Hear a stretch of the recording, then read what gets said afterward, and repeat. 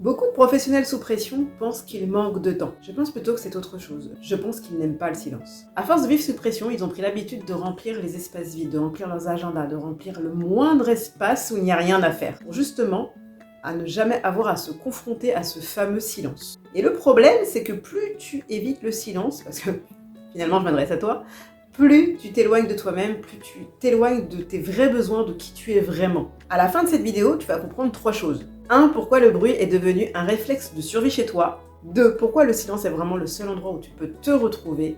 Et 3. Comment le retrouver concrètement. Si tu ne me connais pas encore, je suis Cécile, je suis anciennement juriste. Et aujourd'hui, j'accompagne les professionnels qui portent de hautes responsabilités et qui sont sous pression à sortir de leur surcharge mentale et à retrouver leur calme intérieur, leur énergie et leur clarté grâce au corps, au jeu et à l'énergie de l'enfant, bien sûr, sans perdre en crédibilité ni professionnalisme, ce n'est pas du tout ce qu'on veut. On veut au contraire expanser notre ambition, notre vision et notre charisme. Alors il y a une idée que j'aimerais démonter tout de suite. Comme je le disais en début de vidéo, on pense que notre problème c'est la surcharge de travail. Pour moi, il n'en est rien. Je pense sincèrement qu'on n'est plus capable de sortir du mode activité permanente. Tu réponds à un appel en rentrant dans ta voiture, tu écoutes tes messages entre 2 rendez-vous. Quand tu fais du sport, tu mets un podcast dans tes oreilles. Quand tu manges, tu consultes tes messages. Avant d'aller dormir, tu regardes tes dossiers. Chaque moment de ta vie est occupé à faire quelque chose. Et vu de l'extérieur, ça paraît super efficace, t'es réactif, t'es en activité, franchement, sur le papier, ça rend bien. Mais le problème avec ça, c'est que ton système nerveux, lui, reste toujours en mode « le danger n'est jamais terminé » puisqu'il est toujours en mode alerte. Toujours. Il est stimulé en permanence, en fait, tu vois. Comme un pompier qui attend que la sirène sonne au cas où il y a un incendie. En fait, pour la plupart des gens, et je l'ai constaté, le silence, c'est quelque chose qui est inconfortable quand on n'a pas l'habitude de vivre avec, quand on n'a pas l'habitude de se retrouver avec soi, vraiment pour introspecter, pour prendre soin de soi, pour réfléchir à soi-même et à ce qu'on voudrait vraiment. Le silence, c'est quelque chose de super inconfortable. Alors déjà avec soi-même et encore plus avec les autres, du coup. Et dès que tu y es confronté, tout de suite, ton cerveau, il prend le relais. Ah oui, t'as pas fait ça. T'es sûr que t'as pas quelque chose à faire ? Regarde ton téléphone, peut-être qu'il y a quelque chose. Tu vois, il y a toujours une stimulation du cerveau qui vient te rappeler que, surtout, n'arrête pas de faire quelque chose, sinon tu vas mourir. À tel point que c'est devenu un automatisme, et ça fait très longtemps que c'est comme ça. Donc finalement, tu t'en rends même plus compte. C'est tellement épuisant. Par contre, tu penses que c'est autre chose. Tu n'as pas l'impression que c'est ce problème, que c'est cette difficulté à retourner à soi, à ce qu'on veut vraiment et comment organiser les choses en fonction de ça, en fonction de ses propres besoins, qui fait que tu fais pansement en tentant de, dans l'extérieur de toi, trouver une solution.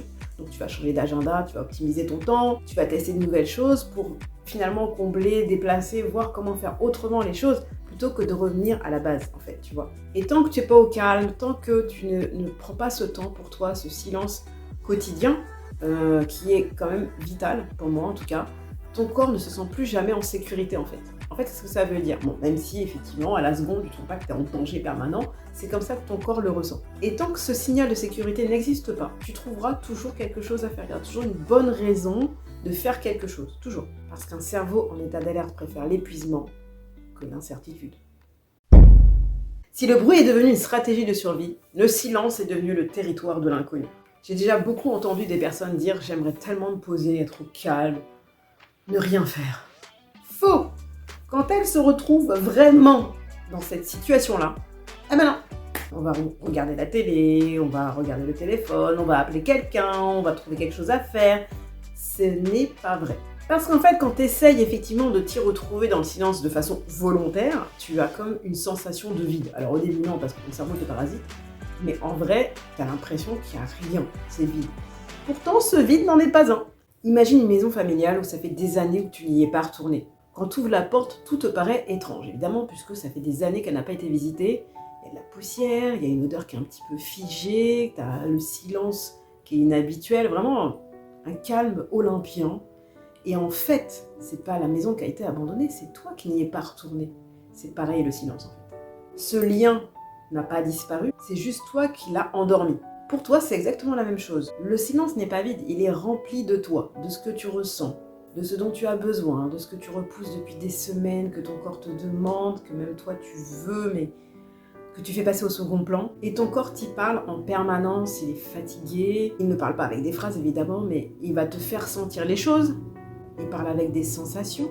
T'as mal aux épaules, ta respiration elle est courte, t'as mal au dos, Tu vois, il te parle en permanence, sauf que tu ne peux pas l'entendre puisque tu ne retournes pas dans ce silence. Tu vas avoir mal de temps en temps, mais tu vas occulter le truc, tu vois. C'est là que des choses pas terribles peuvent arriver quand même. Le problème, ce n'est pas que ton corps a arrêté de communiquer avec toi, c'est le bruit ambiant que tu utilises qui a couvert sa voix. C'est comme si tu étais à la gare et quelqu'un te parlait et qu'il y avait tellement de bruit que tu l'entends pas. Tu peux pas dire « elle ne me parle pas ». Elle te parle, tu le sais, mais tu n'entends pas. C'est pareil. Et petit à petit, tu finis par perdre cette connexion avec toi-même et ce qui est juste pour toi. Ce qui est juste pour toi, pour ton équilibre, tes propres besoins à toi.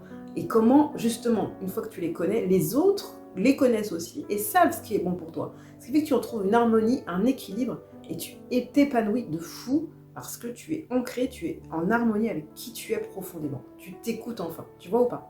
À tel point que tu ne sais même plus quoi faire quand tu n'as plus rien à faire. Tu vas chercher des choses à combler parce que tu n'es plus habitué à ça. Sauf en vacances peut-être, et encore. Pendant des années, tu as appris à écouter les attentes de tout le monde, des autres, de tes collaborateurs, de tes associés, de tes clients, de tes employés probablement, de tout le monde sauf de toi-même. Justement, le silence change ça, tu vois. Il te reconnecte à qui tu es. Je ne parle pas d'une intuition magique, encore que, mais en tout cas de l'intelligence du corps que tu sauras écouter. C'est hyper important. Parce que souvent, il y a beaucoup de croyances, et moi j'aime bien les démonter les croyances, tu vois. À tel âge, c'est normal qu'on ait telle maladie, ou qu'on souffre de telle chose, ce qui est complètement faux. Pour moi en tout cas. On peut casser ça. Dès l'instant qu'on se détache de ces croyances, qu'on s'écoute vraiment pour savoir ce qui est bon pour nous. Et peu importe, en fait. Donc non, en fait, je n'adhère pas aux croyances qui ne me sont pas bénéfiques. Je crois aux croyances qui me le sont, qui me font avancer dans la vie de façon sereine et hyper intéressante. Et donc tu retrouves cette capacité à sentir que cette décision-là que tu vas prendre n'est pas forcément dans ton sens, ou alors que tel projet n'est pas forcément bon pour toi, ou au contraire, il l'est. Et là maintenant tu vas me dire, ouais super Cécile, on fait ça comment en fait? Truc tout bête, t'avais même pas besoin de moi. Juste tu mets une routine dans ton agenda tous les jours de 10 minutes, juste 10 minutes. 10 minutes. Et encore je suis gentille, j'aurais pu te dire un quart d'heure. Pourquoi? Parce que les 5 premières minutes de l'exercice du silence, ton cerveau va te parasiter par tout ce que tu as à faire, tout ce que tu n'as pas fait, tout ce que tu n'as pas dit, bref. Les 5 premières minutes, il faut le laisser de bombarder. Et ensuite, 10 minutes de silence total. Silence total. Silence total. Bien évidemment, il va revenir. Tu reviens à toi. Tu regardes tes mains, je sais pas, tu regardes tes mains, tu regardes. Et dès qu'il repart, tu reviens. Et petit à petit, plus tu t'habitues à faire ça, parce qu'au début, c'est très inconfortable, c'est pénible, mais ça a des telles vertus que je te conseille de le faire. Moi qui étais une hyper cérébrale, mais ça change la vie. Ça change la vie, je te jure. Tu n'es plus assailli tout le temps de pensées du matin au soir, tu es aux toilettes tout le temps, partout. Non. Moi, je refuse. Je suis esclave de moi-même. Non. Et donc, du coup, je te conseille vraiment, je t'invite vraiment à tester ça 10 minutes par jour, le moment que tu veux. Souvent, entre 2 rendez-vous, ça peut être pas mal. Entre 2 appels, ou dès le matin. C'est toi qui vois. Plusieurs fois par jour, c'est l'idéal. Et bon, je vais pas t'en demander trop non plus. Mais tente, dis-moi en commentaire comment tu t'es senti, même la première fois que tu l'as fait. Mais franchement, si tu changes rien, il se passera rien. Ou en tout cas, il se passera toujours la même chose. Même pire, ça va empirer. Parce que tu n'écoutes pas ton corps, tu ne t'écoutes pas, tu ne te reconnectes pas à toi. Ça peut, tu vois, rejoindre les croyances dont je te parlais tout à l'heure, et encore, elles sont mignonnes. Je t'ai créé un e-book gratuit que tu trouveras en lien sous cette vidéo si tu veux te reconnecter à toi au travail, et notamment par le jeu, parce que c'est ma vibe, l'amusement, le plaisir au travail, ouais, exactement. Tu as 5 piliers qui t'attendent, que je t'invite fortement à faire, parce que tu vas kiffer de fou, tu vas te reconnecter à qui tu es, et surtout à l'enfant qui est en toi. Et tu vas apprécier travailler différemment, avec un autre point de vue, et tu verras que tu vas travailler encore mieux. Si tu sens que c'est le moment pour toi de sortir de cette surcharge mentale qui te pourrit la vie au travail, et probablement dans ta vie personnelle, je t'invite à prendre rendez-vous avec moi, on pourra discuter toi et moi de tes besoins, de ce que tu as vraiment envie de vivre au quotidien, et surtout le plaisir que c'est de vivre dans cette énergie de l'enfant au travail. Je pourrais te l'expliquer, et ce serait un vrai plaisir pour moi de partager ce moment avec toi. Je te fais plein de bisous, partage, like, commente, et on se retrouve surtout sur la prochaine vidéo qui pourra tout autant t'intéresser que celle-ci. Surtout, ne sois pas trop sage, ton mini-toi t'attend. Je te fais des bisous.